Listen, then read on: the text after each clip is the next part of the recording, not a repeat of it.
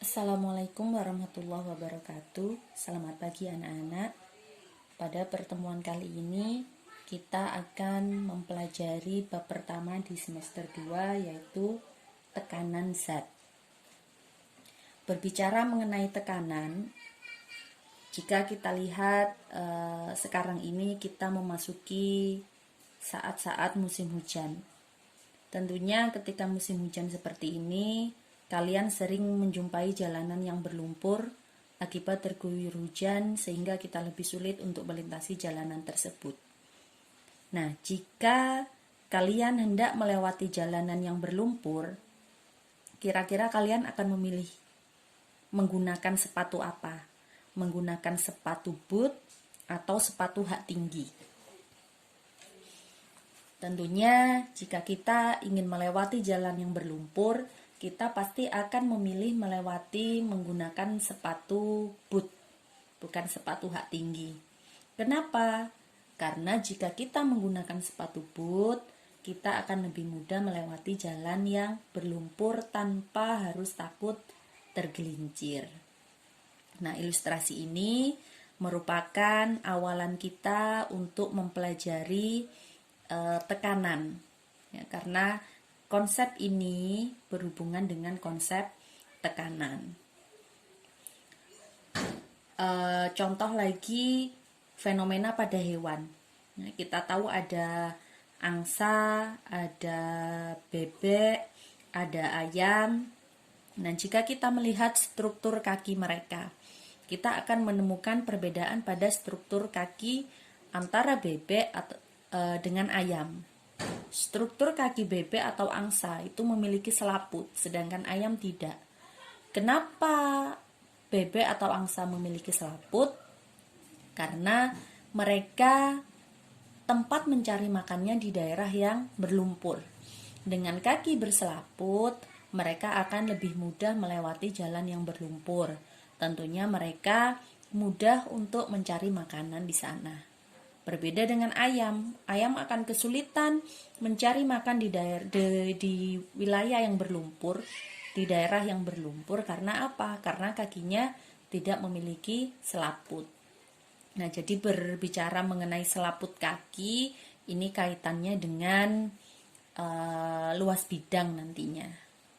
Nah, untuk pertemuan kali ini, kita khususkan pembahasan kita pada tekanan zat padat. Ini sudah saya tuliskan, tekanan zat padat. Besarnya, ini pengertiannya ya, pengertian dari tekanan. Tekanan adalah besarnya gaya yang bekerja pada satu satuan luas permukaan bidang tekan. Nah, untuk rumus matematikanya seperti ini. Ya, besar tekanan yang dilambangkan dengan huruf P sebanding dengan gaya yang dilambangkan dengan huruf F dan berbanding terbalik dengan luas permukaan benda. Luas permukaan benda dilambangkan dengan huruf A. Kalau ditulis dalam rumus, rumusnya seperti ini. P sama dengan F per A. Jadi ini ya, besar tekanan sebanding dengan gaya dan berbanding terbalik dengan luas permukaan. Ini adalah rumus yang kita gunakan untuk mencari tekanan. Untuk rumus yang kedua, P sama dengan M dikali G dibagi A, di mana P itu tekanan, M itu massa, G itu gaya gravitasi, A itu luas permukaan. Jadi nanti dalam menyelesaikan soal-soal tekanan zat padat, kalian bisa menggunakan dua rumus ini. Nanti tergantung pada soal. Ya, di soal apa saja yang diketahui. Jika pada soal yang diketahui massa dan gravitasi, maka silakan menggunakan rumus yang ini. Jika di soal yang diketahui adalah gaya, maka silakan menggunakan rumus yang ini. Itu untuk rumus ya, rumus tekanan. Nah, sekarang prinsip-prinsipnya, prinsip tekanan zat padat dalam kehidupan sehari-hari. Nah, ini kita bisa melihat pada perilaku angsa. Angsa mencari makan di daerah yang berlumpur, memiliki struktur kaki berselaput. Jadi, hewan-hewan yang hidup di daerah yang berlumpur itu biasanya kakinya memiliki selaput. Kenapa kakinya kok berselaput? Karena selaput ini akan memperluas bidang permukaan benda, permukaan kaki hewan. Di sini angsa contohnya. Jadi angsa tidak mudah tergelincir ketika dia melewati jalan yang berlumpur dengan kaki selaputnya. Kemudian prinsip yang kedua, sepatu salju dengan luas alas besar sehingga mampu memperkecil tekanan berat tubuh terhadap salju. Jadi ini contohnya seperti ini. Kalau kita melihat orang-orang yang tinggal di daerah bersalju, kalian bisa melihat sepatu mereka. Mereka akan menggunakan sepatu salju. Jadi seperti sepatu boot itu. Alasnya tidak runcing seperti high heel, seperti sepatu hak tinggi. Karena apa? Karena kalau mereka menggunakan high heels, mereka akan mudah tenggelam di dalam saljunya ya. Sepatunya masuk ke dalam salju. Tapi kalau mereka menggunakan sepatu boot, sepatu yang tidak berhak, yang trepes, maka dia mampu melewati jalanan bersalju tanpa harus kakinya masuk atau terperosok ke dalam salju. Kemudian yang ketiga, ujung paku dibuat runcing dan tajam. Nah, bentuk paku yang ujungnya runcing dan tajam ini juga merupakan aplikasi dari prinsip tekanan zat padat. Kenapa? Karena semakin runcing dan tajam sebuah paku, maka dia akan lebih mudah untuk menancap di suatu bidang, karena kan luas permukaannya kecil. Berbanding terbalik dengan rumus ini. Ya, kita lihat. Nah, rumus ini kan tekanan sama dengan atau berbanding lurus dengan gaya dan berbanding terbalik dengan luas permukaan benda. Ya, jadi jika luas permukaan benda ini kecil, maka tekanannya akan semakin besar karena berbanding terbalik. Jadi jika luas permukaannya kecil, maka tekanannya besar. Nah, jika luas permukaannya besar, maka tekanannya kecil. Nah, ini pada paku kalau runcing, kan luas permukaannya kecil, berarti nanti tekanannya akan besar, sehingga dia mampu dengan mudah menancap pada suatu bidang. Sama dengan prinsip yang keempat. Prinsip yang keempat, mata pisau dibuat tajam. Jadi, mata pisau itu dibuat tajam, dibuat setipis mungkin agar dia mampu menancap di suatu bidang. Ya, karena kan kalau runcing, kalau tipis, otomatis permukaannya semakin kecil. Jadi nanti tekanannya semakin besar. Itu prinsip yang keempat. Kemudian prinsip yang kelima, ini pada sol sepatu sepak bola. Nah, ini untuk siswa laki-laki yang suka bermain bola. Coba dilihat sepatu bolanya. Nah, biasanya sepatu bola itu ada tonjolan-tonjolan. Nah, kenapa sepatu bola kok ada tonjolan-tonjolan? Berbeda dengan sepatu sekolah biasa. Nah, fungsi dari sepatu sepak bola yang memiliki tonjolan-tonjolan ini untuk memperbesar gaya tekan. Jadi nanti mempermudah pemain bola dalam berlari. Itu adalah beberapa contoh prinsip dalam kehidupan sehari-hari ya, prinsip penggunaan atau aplikasi tekanan pada zat padat. Mudah-mudahan bisa diterima ya. Nah, kemudian kita latihan soal. Ini soal yang sudah saya siapkan. Silakan dibaca. Sebuah balok bermasa 50 kg bekerja pada bidang tekan seluas 2 meter persegi. Berapa tekanannya apabila gaya gravitasi, G ini adalah gaya gravitasi bumi ya. Berapa tekanannya apabila G sama dengan 9,8 meter per sekon kuadrat. Nah, kita tulis penyelesaiannya. Jadi nanti biasakan ketika latihan soal menulis secara lengkap agar kalian lebih paham ya. Tulis penyelesaiannya. Yang pertama diketahui. Apa yang diketahui dari soal? Yang pertama adalah M, yaitu massa. Massa sama dengan 50 kg. Kemudian yang diketahui lagi A, luas permukaan bidang, yaitu 2 meter persegi. Yang ketiga adalah gaya gravitasi, 9,8 meter per second.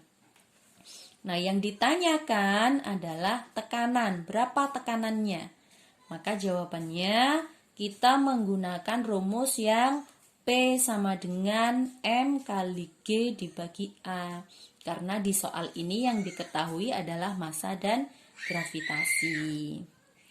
Nah, kita tulis seperti ini rumusnya, lalu kita masukkan angkanya. Massanya 50, gravitasinya 9,8, luas permukaannya 2. 50 dikali 9,8 hasilnya 490. Kemudian dibagi 2, hasilnya 245.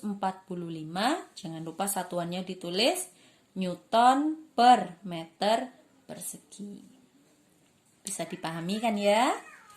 Nah, itu untuk latihan soal yang pertama. Kemudian kita coba latihan soal yang kedua.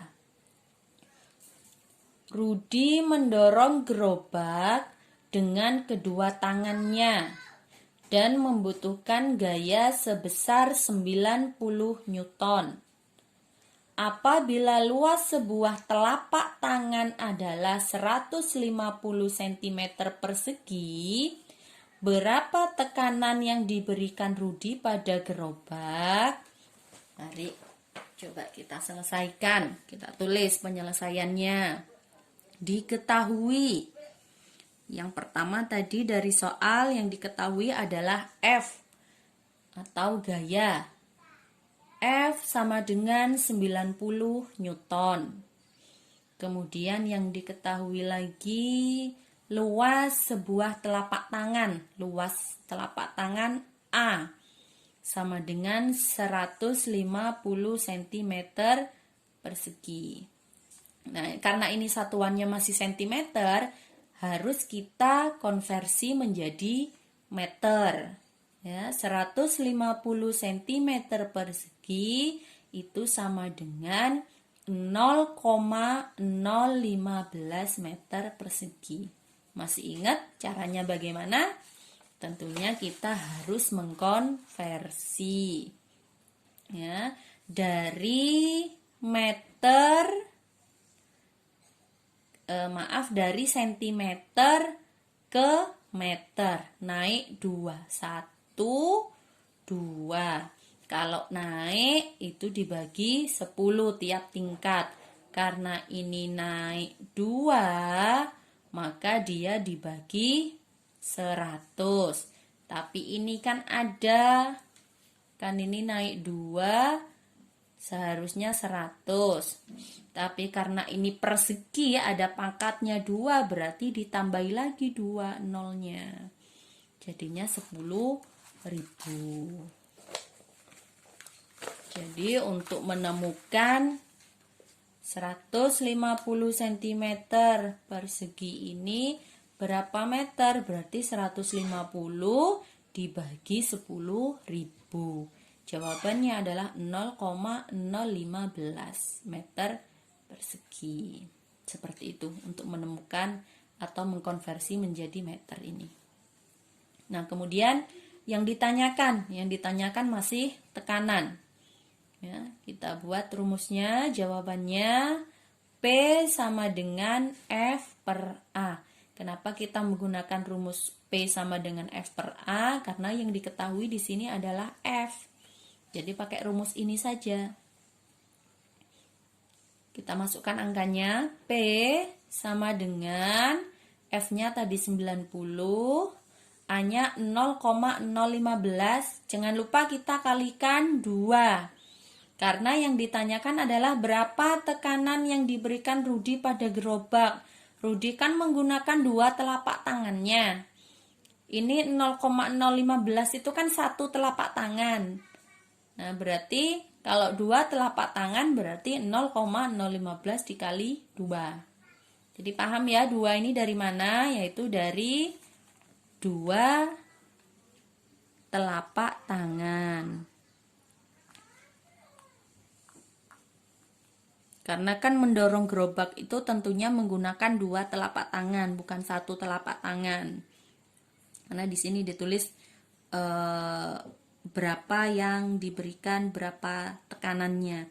Tidak diminta untuk menghitung 1 telapak tangan, tapi ditanyakan berapa tekanan yang diberikan pada gerobak. Jadi otomatis kalau mendorong gerobak itu pakai 2 telapak tangan, makanya dikali 2. Lalu kita hitung 90 dibagi 0,03. 0,03 ini hasil perkalian dari 0,015 dikali 2. Nah, hasilnya berapa? 90 dibagi 0,03 adalah 3000. 3000 Newton per meter persegi. Jadi itu 2 latihan soal tentang tekanan zat padat. Mudah-mudahan kalian paham. Nah, untuk lebih memahami, silakan mengerjakan latihan soal pendalaman pada buku halaman 19. Silakan kerjakan yang A, Romawi 1 ya. A ini nomor 1, 2, 3, 4, dan 5. Ingat, harus ditulis langkah-langkah penyelesaiannya. Jika soalnya soal hitungan, kalian harus menulis langkah-langkah penyelesaiannya. Dimulai dari diketahui, ditanya, dijawab. Hanya itu untuk materi tekanan zat padat yang bisa saya berikan. Jika ada kesulitan, ada pertanyaan yang berkaitan dengan soal atau materi ini, silakan japri ya. Assalamualaikum warahmatullahi wabarakatuh.